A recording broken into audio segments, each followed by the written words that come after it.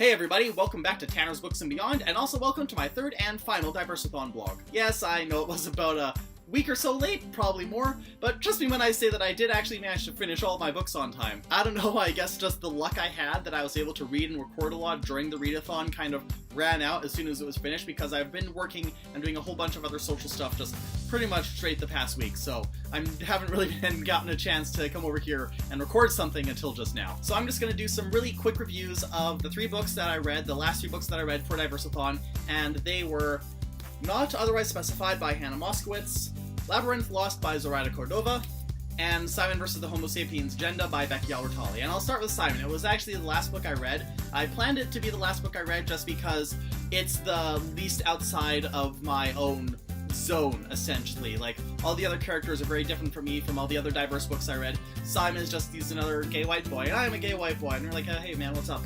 That was supposed to be a high five. I'm not trying to abuse the book.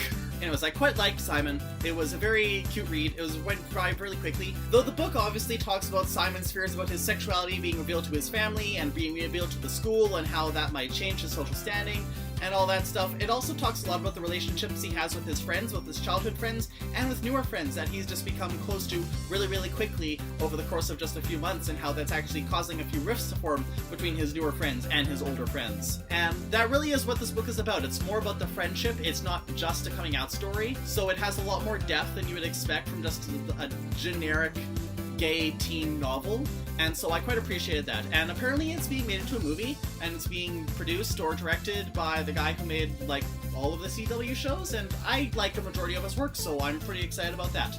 Moving on. Labyrinth Lost by Zoraida Cordova. I'm pretty sure I explained the plot of this over the course of, like, 3 different vlogs previously, so if you want to find out about that, then go and find that. I really like this book. I really like how Zoraida was able to take elements of her own culture, of Mexican culture and South American culture, and all of the associated folklore and religion and symbolism, and kind of synthesize that into a very realistic, a very believable urban fantasy setting, because so much of urban fantasy, it's based off of Eurocentric concepts or Eurocentralized, Europeanized, westernized, basically, Western ideas of foreign mythological and folklore concepts. So we never really see that much stuff coming right from the source, and that was something I really loved when I was reading about Huntress way months ago, and that was something I really liked in this, and has a very unique atmosphere and a very unique style that just meshes so well with the plot and with the characters. I really did like the characters. I thought they were quite believable. I thought all of the stuff about, there's a bad boy character in here that the main character Alejandro falls for, but it is somewhat justified, and the growing attraction between the two is understandable, and the way that they act around each other, especially when certain plot developments come to light near the end of the book, that is also very believable. Everything in this book comes together so well, and I'm putting money down right now that this book is going to be really big. Like, this is going to be the next thing. I don't know if the publishers will encourage Zoraida to make it into a series or a trilogy or anything, but I definitely feel like the hype train is going to come around to this novel fairly shortly. And I also read Not Otherwise Specified by Hannah Moskowitz, and it was my favorite book of all of them. It was...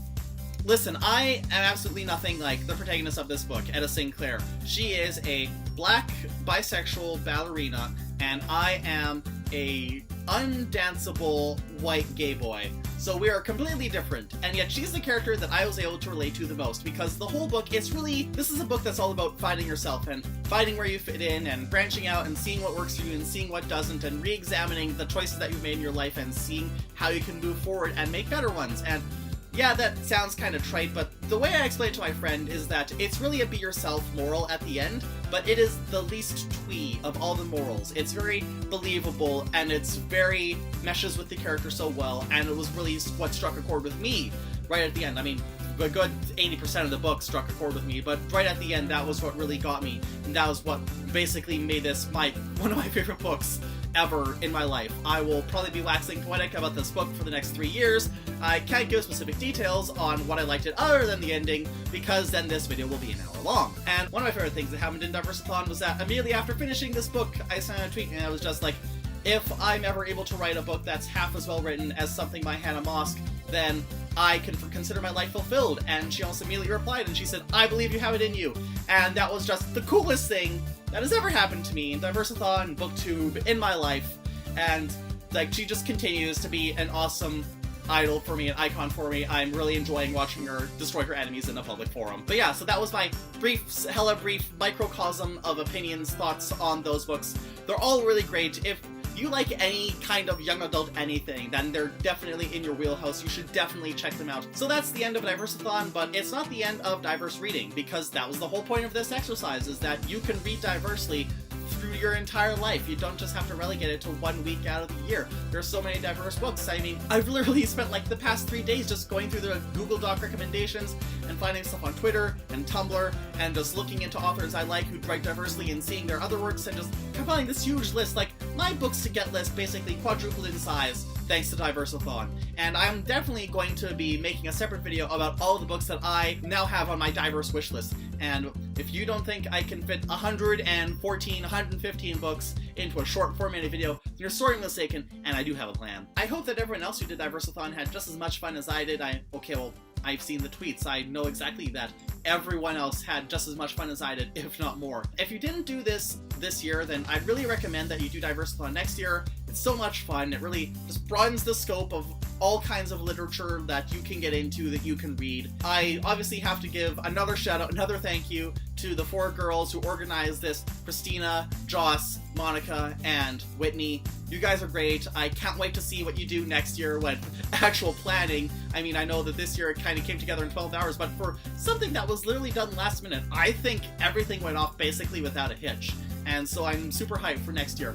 I'm super hyped to also just expand my diverse reading collection and also be able to do that without having to read an entire book each day. Yeah, so until next time, which should be fairly shortly because I have another fairly low workload week coming up, I'm gonna see you all later.